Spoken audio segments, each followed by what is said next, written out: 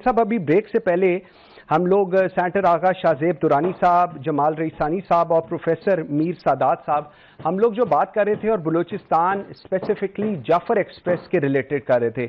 Sir, इस सारे के अंदर हमने देखा है कि कहा जो जाता है या जो क्लेम किया जाता है बलूचिस्तान में महरूमियों का, ये इशू महरूमियों का नहीं है, ये इंसर्जेंसी का है। और जिस तरह इंसर्जेंसी हो रही है उसका हमने पूरी डिटेल्स आज चीफ मिनिस्टर बलूचिस्तान और DGISPR के साथ उनकी प्रेस कॉन्फ्रेंस में देखी।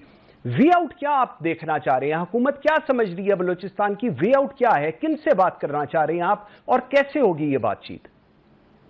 मंसूर, सबसे पहले तो शुक्रिया, आपने मुझे एक बड़े भाई और एक छोटे भाई के बीच में फंसा दिया है।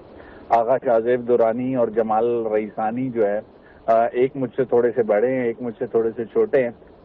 इनके होते हुए मजीद मैं क्या कमेंट करूं, लेकिन एक बात बहुत वाज़ेह है मंसूर, आप इसे कुछ लोग इसे हुकूक की जदोजहद कहते हैं, कुछ इसे सोशियो पॉलिटिकल इशू कहते हैं, लेकिन हकीकत ये है कि ये जो कुछ हो रहा है ना तो ये हुकूक की जंग है, ना ये सोशियो पॉलिटिकल इशू है, ये सीधी सी दहशतगर्दी है। और वज़ीर आला बलूचिस्तान बहुत वाज़ेह लफ्जों में आज प्रेस कॉन्फ्रेंस में ये कह चुके हैं कि रियासत पाकिस्तान में रहने वाले हर शहरी को ये समझना होगा कि ये एक वाज़ेह और सीधी किस्म की पाकिस्तान तोड़ने की कोशिश है और उसे नाकाम बनाने की जिम्मेदारी तमाम मकातिब फिक्र की है।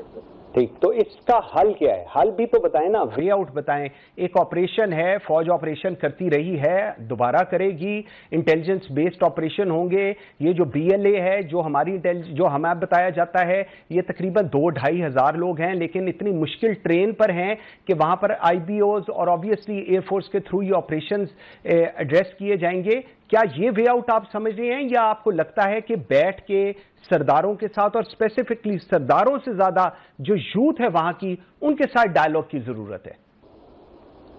मंसूर, देखें, दो बातें बहुत अहम हैं, वो बातें हमें समझनी होंगी।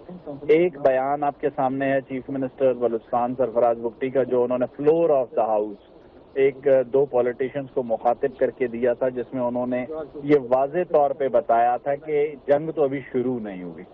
तो इसका मतलब वाज़े था कि वो क्या कहना चाह रहे थे। नंबर 2, दूसरा पॉइंट DGISPR का एक पॉइंट था जिसमें उन्होंने कहा था कि अब रूल्स ऑफ गेम तब्दील हो।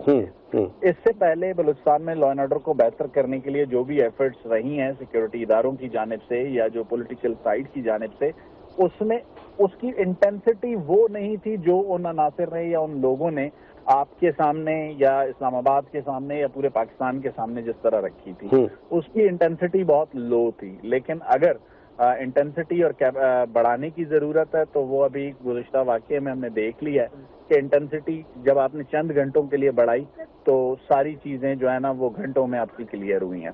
तो इसलिए आने वाले दिनों में जो भी फैसला करना होगा, मुंतखब सूबाई हुकूमत वफाक और सूबे में मौजूद है और वो जो भी फैसला करेगी बलूचिस्तान और पाकिस्तान के मफाद में करेगी। बिल्कुल ठीक है। शायद साहब, बहुत शुक्रिया टाइम देने का जी।